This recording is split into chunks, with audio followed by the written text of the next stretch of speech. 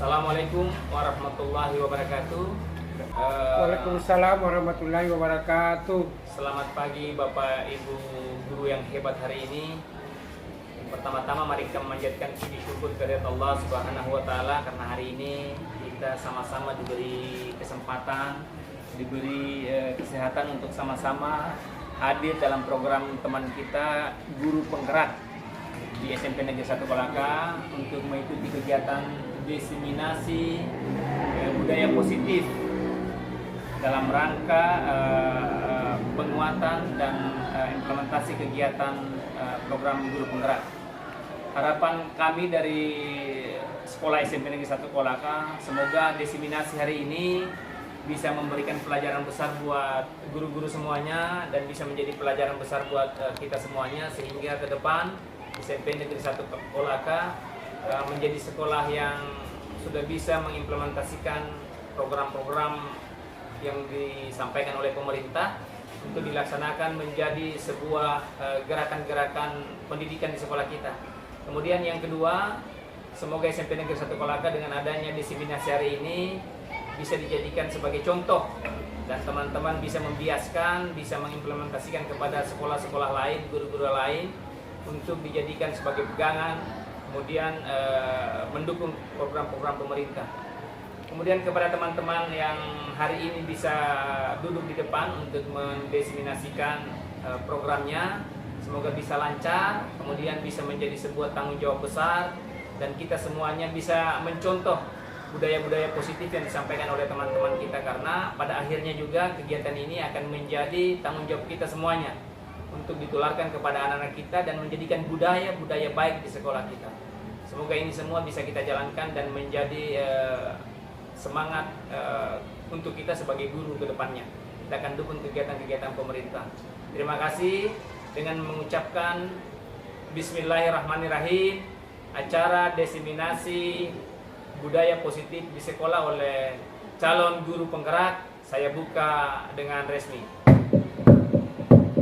Demikian, wabillahi taufiq wal hidayah. Assalamualaikum warahmatullahi wabarakatuh. Waalaikumsalam warahmatullahi wabarakatuh. Bapak Ibu guru yang saya hormati, apa itu motivasi? Motivasi itu dorongan yang timbul pada diri kita. Motivasi itu dorongan yang timbul pada diri kita, sadar atau tidak, untuk mencapai tujuan tertentu. Jadi ada tujuan yang kita harapkan. Itu berasal dari diri kita. Tetapi ada dua motivasi itu. Ada yang sifatnya dari dalam diri kita, ada yang berasal dari luar. Yang tadi sudah dijelaskan oleh Bu Marwiyah sedikit. Motivasi itu ada dua, yang sifatnya intrinsik dan yang bersifat ekstrinsik. Sebelumnya saya ingin bertanya sama Bapak Ibu, kira-kira kalau kita naik kendaraan bermotor, wajibkah pakai helm? Wajib. Kira-kira kenapa? Karena kalau tidak pakai helm nanti datang ke polisi. Oke.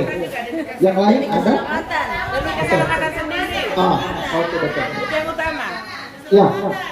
Kalau jawabannya Ibu Enda menyatakan bahwa itu aturan dari lalu lintas kita.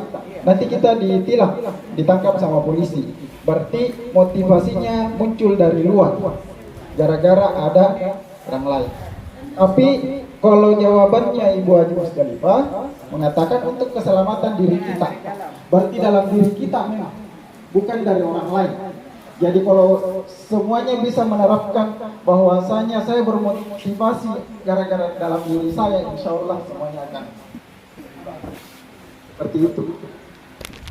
Sama dengan masalah kenapa dilarang menggunakan narkoba, itu kan untuk kesehatan, bukan untuk yang lain-lain, seperti itu. Kemudian teori motivasi menurut Diana Gosel, yang tadi sudah disampaikan juga namanya oleh Ibu Maria, ada tiga. Yang pertama, untuk menghindari ketidaknyamanan atau hukuman. Apa yang akan terjadi apabila saya tidak melakukannya? Jadi hanya untuk menghindari itu. Anak-anak rata-rata seperti itu. Dia datang ke sekolah, tepat waktu ke sekolah, bukan karena yang lain-lain, tapi dia takut dihukum. Mindsetnya seperti itu dalam pikirannya anak-anak, bahwasanya saya ke sekolah ini bukan untuk apa-apa, tapi saya datang ke sekolah awal waktu, tepat waktu, karena saya takut dihukum oleh guru saya. Kemudian yang kedua, masih eksternal dari luar. Motivasinya kenapa? Karena untuk mendapatkan imbalan atau penghargaan dari orang lain. Jadi mau dipuji sama gurunya, dia tahu cepat datang anakku ini anakku yang sayang dan sebagainya. Seperti itu. Rata-rata anak-anak seperti itu. Bukan, mungkin ada karena niatnya dari dalam dirinya memang untuk datang ke sekolah, karena memang kewajibannya sebagai seorang pelajar harus datang. Kemudian memang dari dalam dirinya memang seperti itu. Itu disebut dengan motivasi ini, motivasi eksternal. Inilah tujuannya sebenarnya disiplin kita. Yang di atas disiplin juga, tapi negatif semua, bukan yang positif. Kita lanjutkan. Yang mana bedanya hukuman dengan konsekuensi? Ada bedanya.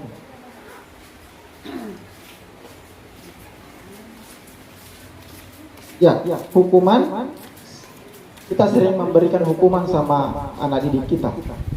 Sering sekali. Hukumannya itu menyakitkan bagi dirinya, kemudian membuat anak sakit, kemudian anak membenci disiplin. Itu hukuman adalah paksaan, kemudian mendorong anak menyakiti diri sendiri, dan seterusnya. Kalau konsekuensi, beda sedikit konsekuensi. Sesuatu yang harus terjadi, membuat anak merasa tidak nyaman dalam jangka waktu pendek, dan seterusnya. Mungkin Bapak Ibu bisa membacanya, karena waktu kita agak terbatas. Kemudian, kira-kira mungkin dibaca dulu beda hukuman dan konsekuensi. Di sini ada beberapa pertanyaan yang akan muncul. Kira-kira menurut Ibu itu termasuk hukuman atau itu termasuk konsekuensi? Ya, saya akan perlihatkan. Jelas. Yang pertama, mencatat 100 kali di dalam buku kalimat saya tidak akan terlambat lagi karena terlambat ke sekolah. Kira-kira itu hukuman atau konsekuensi?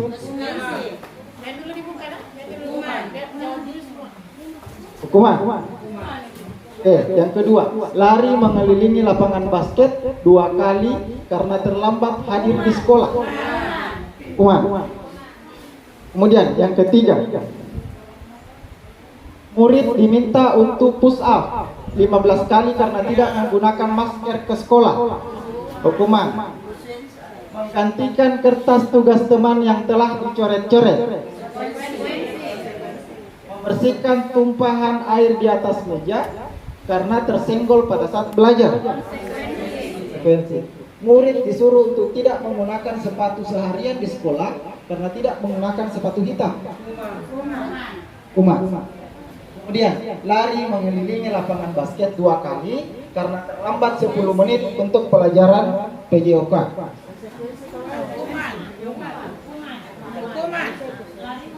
Oke, kita lihat jawaban. Yang pertama adalah hukuman, mencatat hukuman. Kemudian mengelilingi lapangan basket hukuman. Jadi hukuman itu, hukuman itu aturannya dilanggar. Berarti ada aturan yang kemudian dilanggar. Itu hukuman. Jadi kalau misalnya, kalau aturan itu dibuat oleh seseorang, diterapkan kepada orang lain, itu namanya aturan. Sama seperti di sekolah kita ada aturannya. Sudah terpampang di samping sana ada aturan. Anak didik tidak dilibatkan dalam proses merencanakan aturan itu. Tidak ada. Kemudian dia diminta untuk mematuhi apa aturan yang ada, yang sudah kita tuliskan. Bedanya dengan tadi keyakinan kelas, kalau keyakinan kelas beda. mereka sendiri yang mengusulkan, kita bimbing mereka bagaimana, kemudian dituliskan secara bersama-sama. Kalau ada masalahnya, ada konsekuensi yang harus dia terima. Tapi bukan gara-gara kita, tapi dari dia sendiri, mereka sendiri. Itu bedanya tadi aturan dengan keyakinan kelas yang tadi disampaikan oleh Ibu Maria. Kan selama ini kita punya aturan yang bikin siapa sih? Sekolah siapa yang buat itu? Semua guru-guru dengan kepala sekolah. Siapa yang jadi objeknya? Peserta didik, kasihan mereka. Tapi kalau keyakinan kelas beda. Makanya tadi Ibu Maria mengatakan kita targetnya keyakinan kelas dulu, setelah itu baru keyakinan sekolah, supaya bukan lagi aturan. Karena kalau aturan bukan anak-anak yang bikin, kalau keyakinan mereka sendiri yang tuliskan, kemudian kita telah bersama, kemudian dituliskan dalam bentuk keyakinan seperti itu. Kemudian ini untuk menjawab pertanyaan tadi Ibu Husni, namanya restitusi. Apa itu restitusi?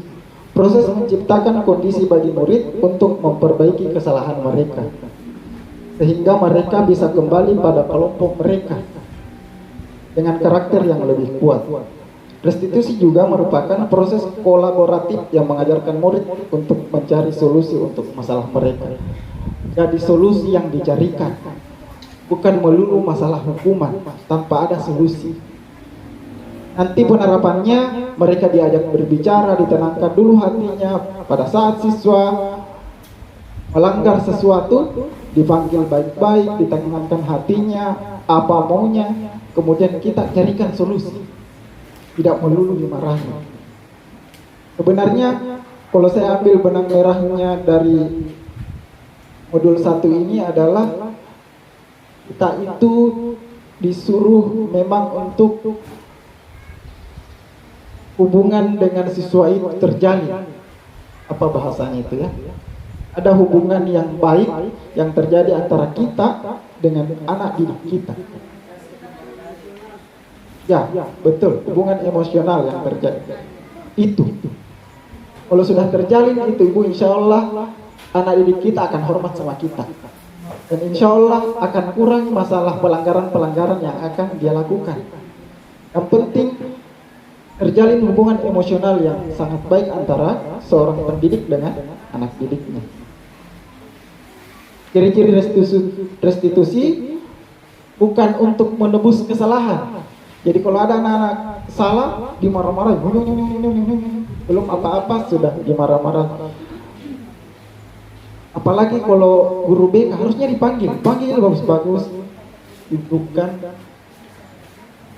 Kemarin pernah kejadian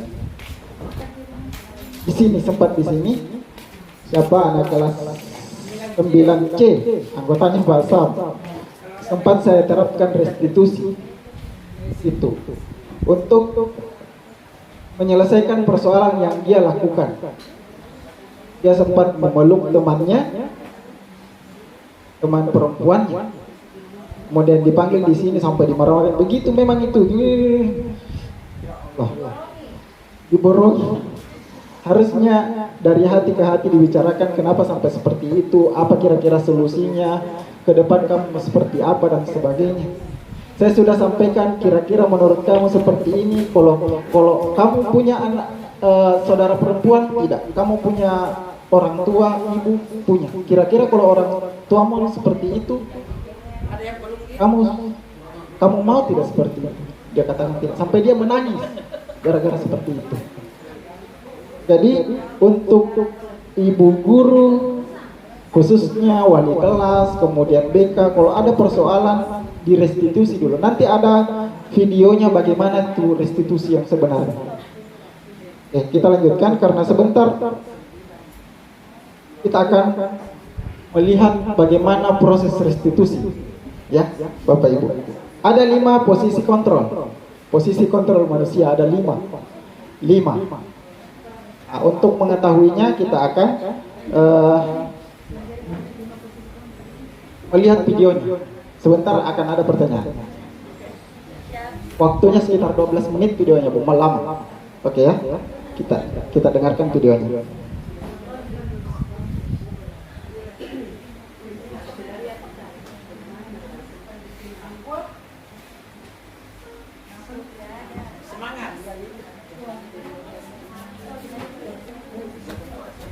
Saya kasih belo dulu. Ambil ya.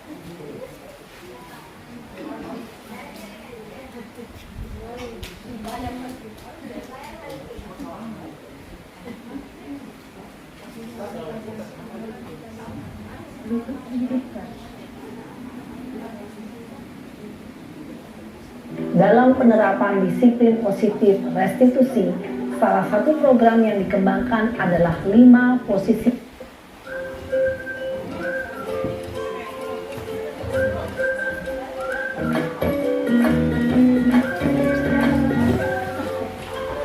Salam bahagia Ibu dan Bapak guru hebat.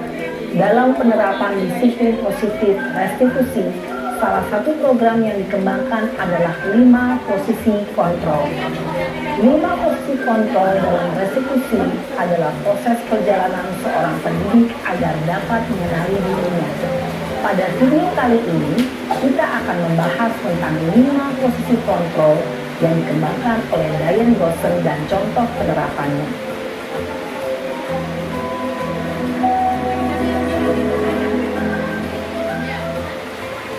5 posisi kontrol itu adalah 1.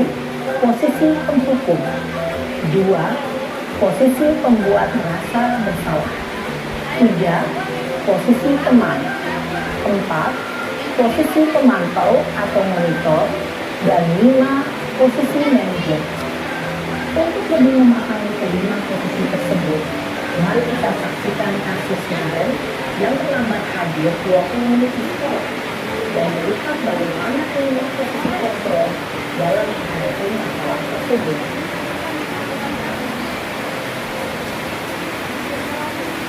Seriusnya.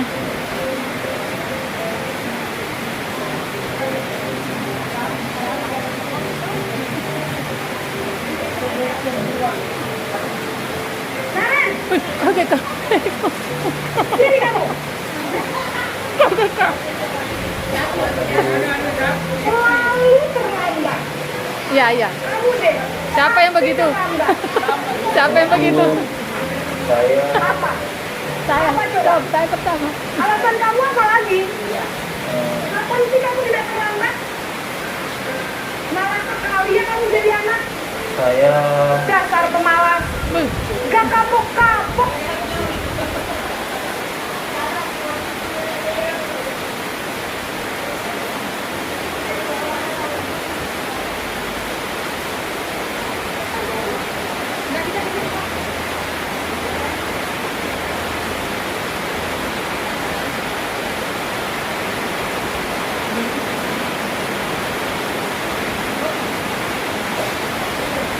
Biar kapok. Pak, pergi sana ke lapangan basket. Posisi penghukum biasanya berbicara dengan nada tinggi, menghardus, menunjuk-nunjuk, menyakiti, dan menyindir. Hukuman bisa berupa fisik maupun psikis.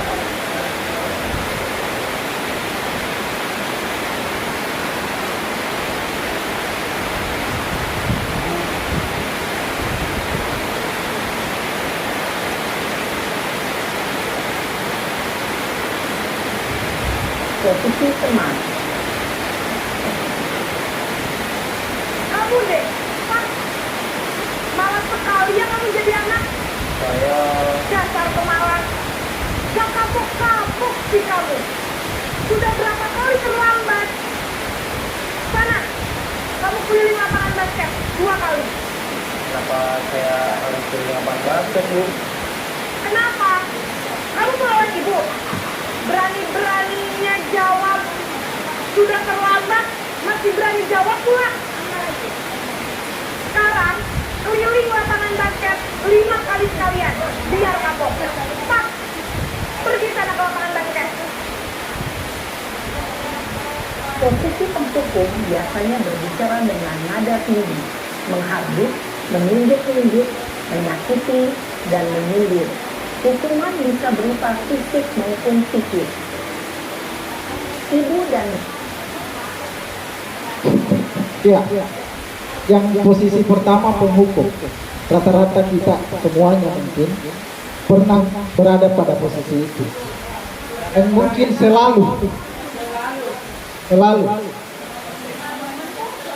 berada pas di posisi sebagai penghukum.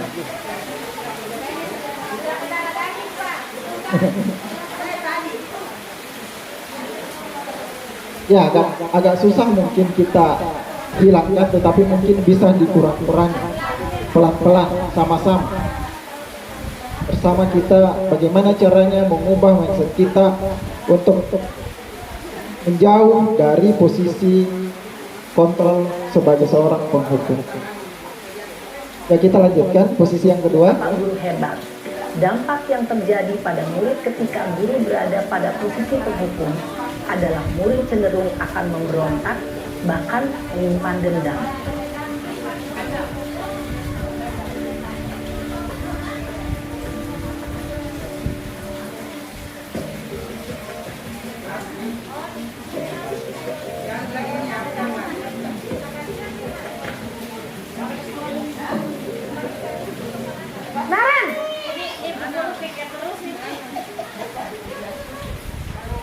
Selamat pagi, Bu. Naren, kamu kenapa terlambat lagi, nak? Ya Tuhan, Naren, kamu senang ya bikin ibu susah ya? Kalau kamu terlambat lagi, nanti ibu yang ditegur bapak kepala sekolah, nak.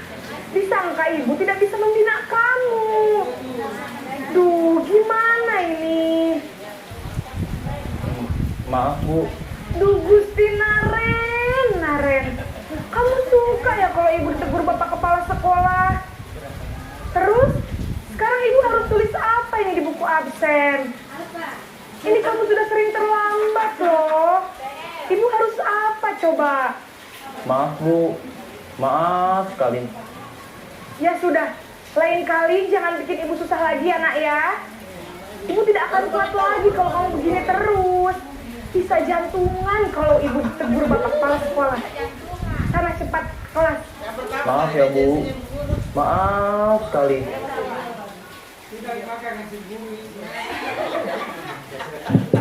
Ya, yang posisi kedua adalah sebagai pemberi rasa bersalah. Kamu suka kalau ibu ditegur kepala sekolah, dia menyerahkan kepada semua anak itu rasa bersalah itu. Jadi jangan sampai kita selalu berada di posisi itu, Bapak Ibu. Posisi kontrol nanti ada 5, nanti betul-betul ada yang harus di mana kita berada adalah di posisi kontrol yang terakhir seharusnya. Tetapi itu jauh sekali. Kita masih pada tahap sebagai penghukum dan sebagai pemberi rasa bersalah. Rata-rata mungkin semuanya kita di sini seperti itu. Posisi kontrol yang ketiga dan keempat dan saya lanjutkan kembali. Posisi pembuat rasa bersalah berbicara dengan nada tenang, cenderung lembut. Namun kata-kata yang diutarakan membuat murid merasa menjadi orang yang gagal, memandang buruk dirinya sendiri, merasa tidak berharga, dan tidak sanggup membahagiakan orang lain. Ketika guru mengambil posisi pembuat rasa bersalah, murid akan menganggap dirinya yang bersalah dan ia akan menyimpan emosi negatif tersebut di dalam dirinya.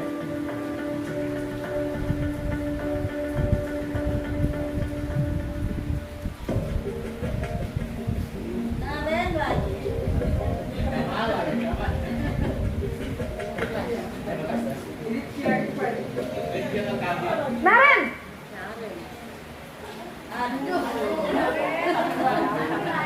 Selamat pagi, Bu. Wah, sudah jam berapa ini, nak? Terlambat lagi ya, sayang. Iya, Bu. Habis ibu saya lupa bangunkan saya, Bu. Kamu malah menyalahkan ibu kamu. Kamu bukannya anak yang larinya paling kencang. Kok terlambat sih? Iya Bu, saya memang terlambat bangun tadi. Jadi biarpun saya lari kencang, tetap gak kekejar Bu. Ya sudah sana. Nanti lain kali larinya lebih kencang lagi ya. Biar gak terlambat lagi. Bikin seneng ibu. Demi ibu. Bisa kan? Bisa lah Bu. Ya sudah sana masuk kelas. Ibu beresin urusan absen kamu. Kamu ini ada-ada saja.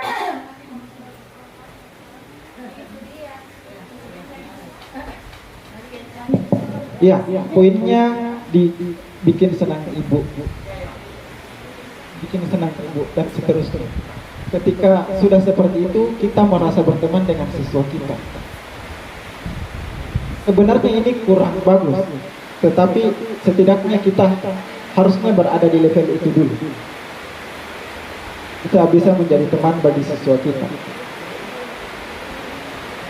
Dalam posisi teman, guru berbicara dengan nada suara ramah, akrab, cenderung bersenda gurau untuk menjaga suasana tetap santai. Murid akan merasa senang, aman, dan akrab dengan guru. Identitas yang tercipta adalah identitas sukses atau berhasil. Namun, perlu diingat, karena ini masih dorongan eksternal, maka ada faktor ketergantungan dari murid kepada orang tertentu. Di sini, guru absennya, sehingga di lain waktu, murid bisa berperilaku baik, namun hanya kepada orang-orang tertentu saja.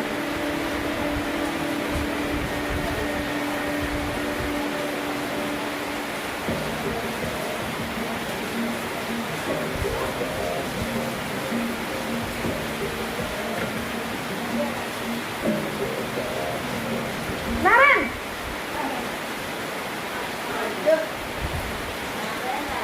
Selamat pagi Bu. Naren, apa peraturan sekolah kita tentang jam berapa kita harus masuk sekolah, nak? Kita harus di sekolah jam 7 Bu. Iya, betul. Sekarang sudah jam 7.20. Naren sudah tahu konsekuensinya jika terlambat hadir. Paham Bu, saya harus tinggal kelas pas jam istirahat selama 20 menit. Ya benar, konsekuensinya demikian. Jadi nanti jam 9.30 pas istirahat, kamu harus tinggal di kelas, kerjakan tugas tambahan untuk ketertinggalan kamu, ya? Baik Bu. Posisi pemantau mengandalkan penghitungan atau data untuk mengontrol murid. Guru mengarahkan murid berdasarkan peraturan dan konsekuensi. Seorang pemantau menunjukkan bahasa tubuh dan ekspresi wajah yang datar dan cenderung formal.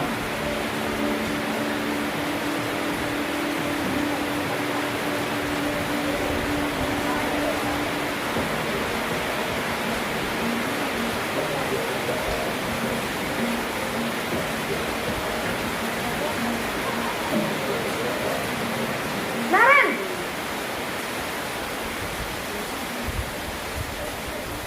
Selamat pagi Bu. Selamat pagi, Naren. Maaf Bu, saya terlambat. Iya, sekolah masuknya jam 7, sekarang sudah jam 7.20. Jadi sekarang bagaimana ini, Naren? Maaf Bu, saya lupa setel alarm saya semalam. Baiklah, menurut kamu, keyakinan sekolah yang mana yang perlu kamu tingkatkan? Menghargai diri sendiri dan orang lain mungkin ya Bu. Setuju. Jadi, apakah Naren meyakini prinsip saling menghormati tersebut? Iya Bu, saya meyakininya. Apakah Naren bersedia memperbaiki masalah keterlambatan ini? Bersedia Bu. Bagaimana kamu akan perbaiki masalah keterlambatan ini? Saya akan coba untuk tidak lupa menyetel alarm saya Bu. Baik, kalau Naren lupa menyetel alarm di rumah, ada orang yang kira-kira bisa bantu mengingatkan tidak?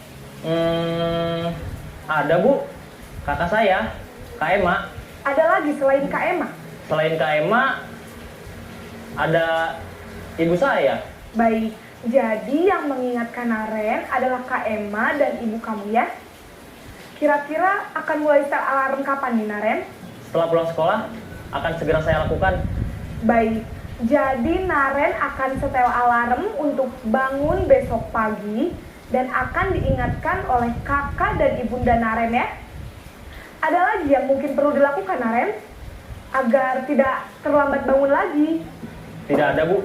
Baik Naren, terima kasih untuk kerjasama kamu. Sekarang kamu perlu kembali ke kelas untuk belajar. Baik, Bu. Terima kasih. Iya, posisi kontrol yang terakhir adalah manajer.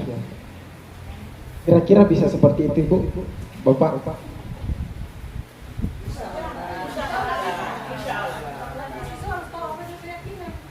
Ya, makanya betul-betul pendidikan CGP itu terstruktur memang, Bu. Mulai dari filosofinya Ki Hajar Dewantara, kemudian nilai dan peran seorang guru seperti apa, dan dilanjutkan dengan visinya seorang guru mau menjadikan anak didiknya seperti apa, dan terakhir budaya positif di lingkungan sekolah. Seperti itu.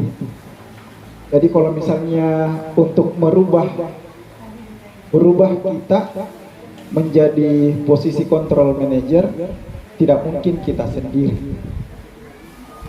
Itu tidak bisa dilakukan sendiri-sendiri. Kalau kita mau seperti itu, siapa yang harus terlibat? Semuanya guru, teman-teman, kemudian anak didik kita. Apa yang harus pertama kita lakukan? Itu hal keyakinan kelas. Sudah ada semua, setelah itu baru kita jadikan keyakinan sekolah. Kalau sudah tercipta seperti itu, insya Allah lambat laun pelan-pelan kita menuju ke posisi manajer. Harusnya seperti itu posisinya. Kalau misalnya belum bisa, minimal berteman dulu sama anak-anak kita. Minimal menjadi posisi kontrol yang keempat.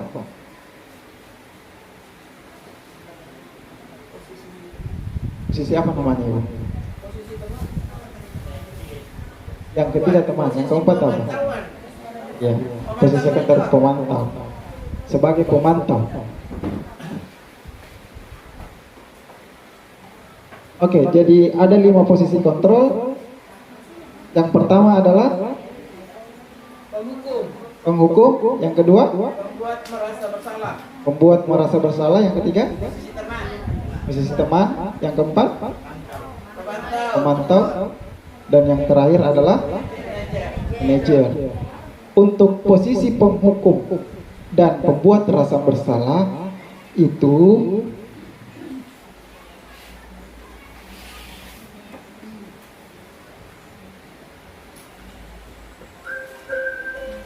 nih.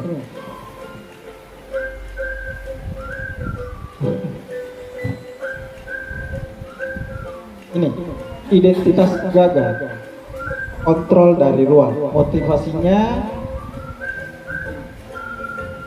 kalau teman kemudian pemantau, identitasnya berhasil. Kontrol dari luar juga. Kan tadi intrinsik dan ekstrinsik. Ini ekstrinsik, ini 2. Tapi kalau sudah manajer, itu sudah dalam dirinya kita.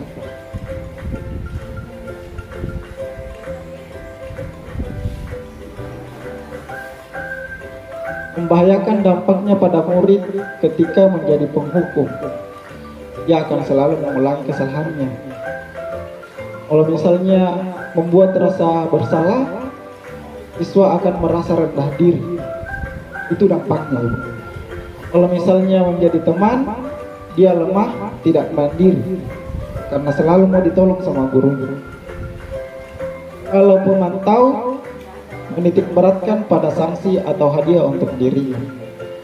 Jadi bukan karena pengaruh dari dalam dirinya sendiri, bukan. Tapi kalau posisi manajer, mengevaluasi diri, bagaimana cara memperbaiki diri. Jadi ada solusi yang ditawarkan pada saat kita menjadi posisi manajer. Kita berada di posisi manajer. Itu posisi-posisi ini nanti berlaku pada saat kita melakukan proses restitusi kepada para siswa yang bermasalah. Jadi nanti ada segitiga restitusi, bagaimana caranya ketika ada anak yang membuat kesalahan, kita akan melakukan restitusi di dalamnya. Itu yang akan menjawab pertanyaannya Ibu Husni yang tadi ditanyakan kepada Ibu Maria. Ya, kemudian kita lanjut. Kira-kira dengan pernyataan-pernyataan ini, kira-kira siapa yang mengatakannya? Apakah penghukum? Apakah pembuat rasa bersalah? Apakah teman? Apakah apa yang keempat? Pemantau? Apakah manajer? Yang nomor 1, saya kecewa sekali dengan kamu, pembuat rasa bersalah. Kemudian kamu tidak pernah benar melakukannya. Penghukum, ayolah lakukan demi ibu dan bapak. Teman, apakah kamu mau mendapatkan stiker bintang hari ini?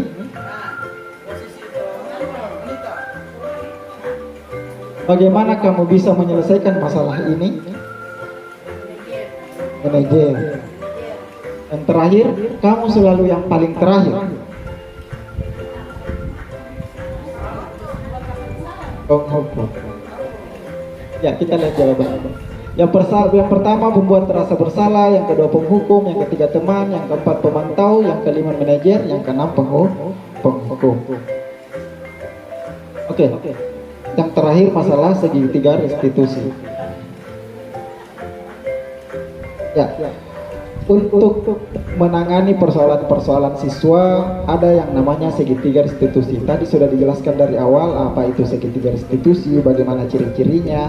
Sekarang menerapkannya, caranya bagaimana supaya pada saat ada yang siswa yang bermasalah, ternyata selama ini saya melakukan hal yang seharusnya tidak saya lakukan. Ini ada video yang akan saya tampilkan kembali.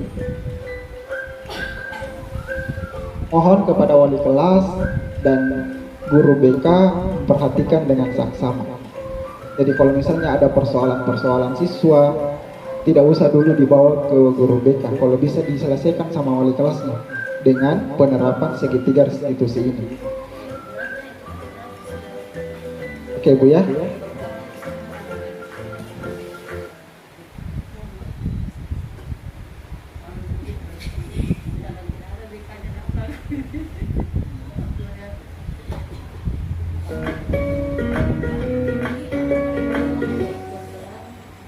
Salam dan bahagia Ibu dan Bapak guru hebat. Pada video kali ini kita akan membahas tentang salah satu program disiplin positif yang diterapkan di lingkungan sekolah yang dikenal dengan nama restitusi.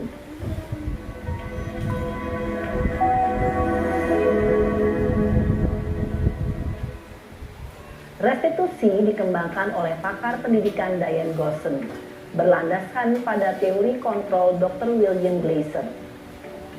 Segitiga restitusi adalah suatu proses dialog yang dijalankan oleh guru atau orang tua agar dapat menghasilkan murid yang mandiri dan bertanggung jawab. Pada saat guru di posisi manajer, aspek yang dikembangkan pada murid adalah motivasi intrinsik, sehingga penanaman nilai-nilai kebajikan dapat tumbuh dan berkembang menjadi suatu kebiasaan positif yang akhirnya membentuk karakter murid. Proses dialog ini terdiri dari 3 langkah yang digambarkan pada ketiga sisi pada segitiga restitusi. Sisi pertama adalah menstabilkan identitas. Sisi yang kedua adalah validasi tindakan yang salah. Dan sisi yang ketiga adalah menanyakan keyakinan. Ibu dan Bapak guru, berikut ini akan ditunjukkan bagaimana seorang guru berada dalam posisi manajer menggunakan penerapan segitiga restitusi.